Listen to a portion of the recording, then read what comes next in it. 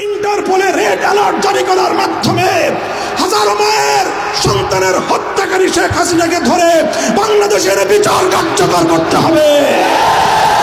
গণ অভ্যুত্থানের চেতনার বিরুদ্ধে যারা কথা বলবে পিঠের চামড়া থাকবে না।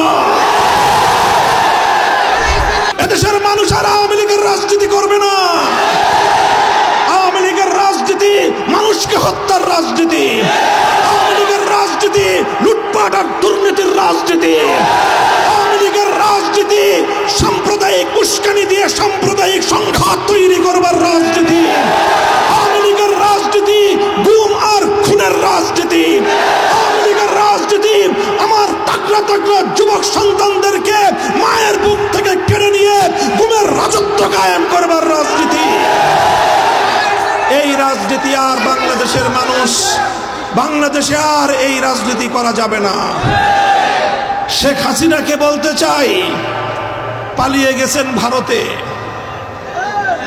বাংলাদেশের 1 ইঞ্চি মাটি, বাংলাদেশের 1 ইঞ্চি জলপথ, নৌপথ এবং সড়ক পথ পালিয়ে যাওয়ার জন্য এদেশের মাটি আপনাকে সহযোগিতা করে নাই।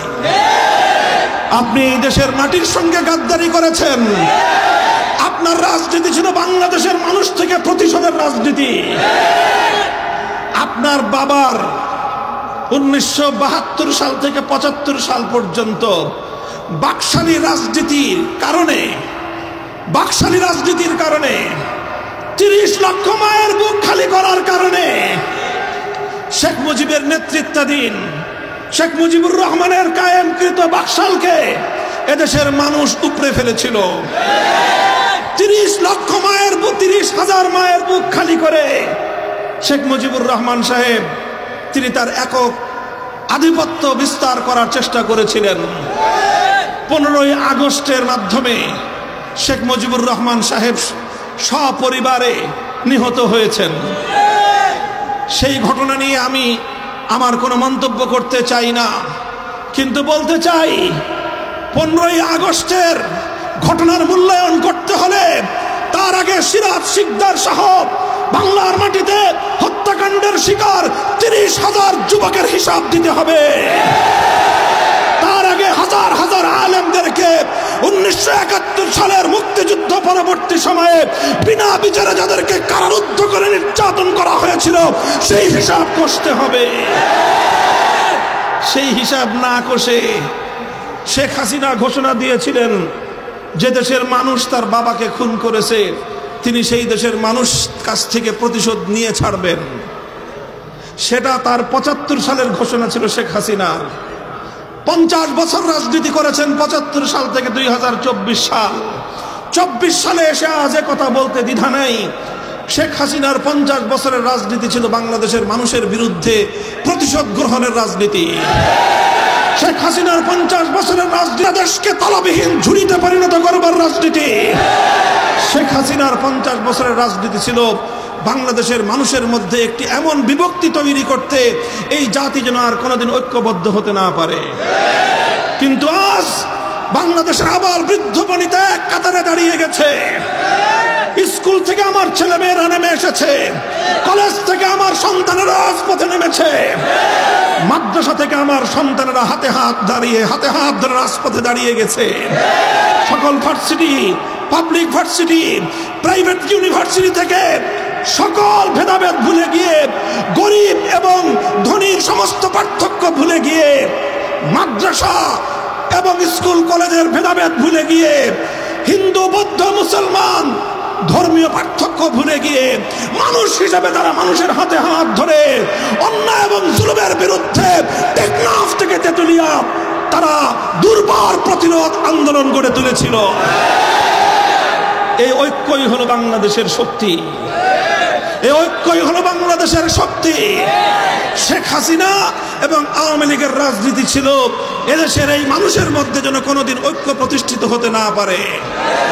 আজও বাংলাদেশে শেখ হাসিনার দোসররা আছে, আজও আছে সুশীল নামীয় কিছু কুশীল, তারা এখন মায়া কান্না কাঁদে।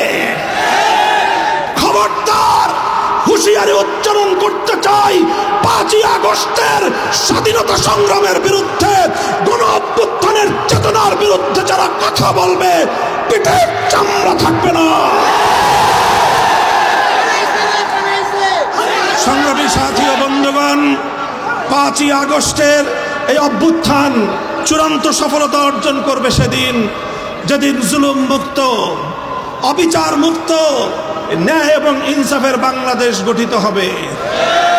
আমরা আহ্বান জানাই সকল রাজনৈতিক সংগঠন, আসুন, শুধুমাত্র নিজেদের আখের গোছানোর কেউ চিন্তা করবেন না।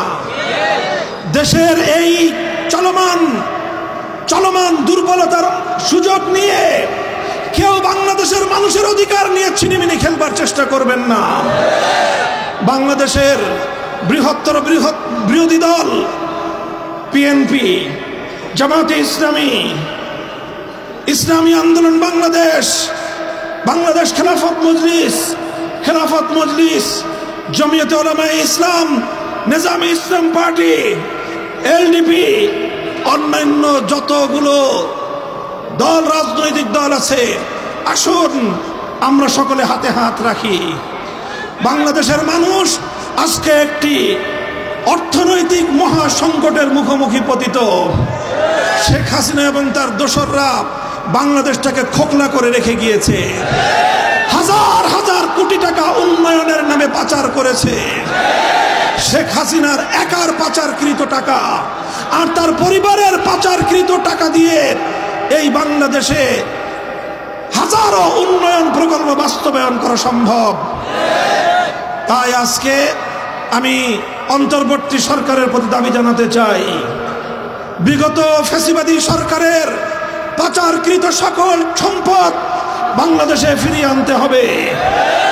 শেখ হাসিনা নরেন্দ্র মোদীর ঘরে বসে আমার বাংলাদেশের স্বাধীনতার বিরুদ্ধে, এদেশের ধর্মীয় সম্প্রীতির বিরুদ্ধে ষড়যন্ত্র করছে।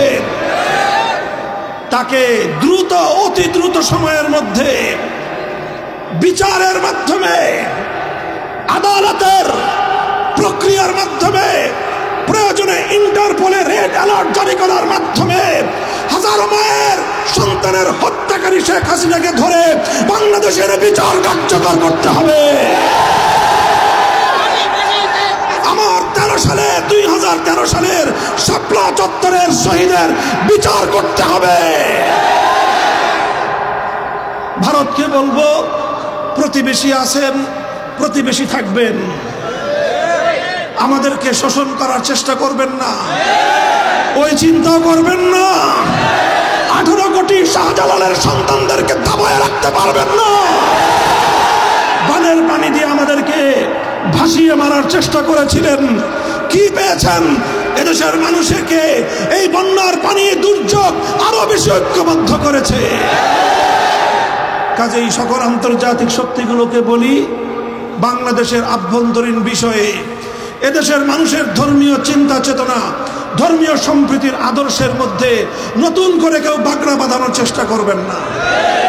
মাধবপুরের সর্বস্তরের জনতা এবং আজকের এই উপস্থিতির প্রতি আমার আখেরি পয়গাম, আমরা বিশ্বাস করি চূড়ান্তভাবে যদি ইনসাফ ভিত্তিক, ন্যায়ানুগ, ধর্ম মত নির্বিশেষে প্রতিটি মানুষের সকল অধিকার যদি নিশ্চিত করতে হয়, একভাবেই সম্ভব।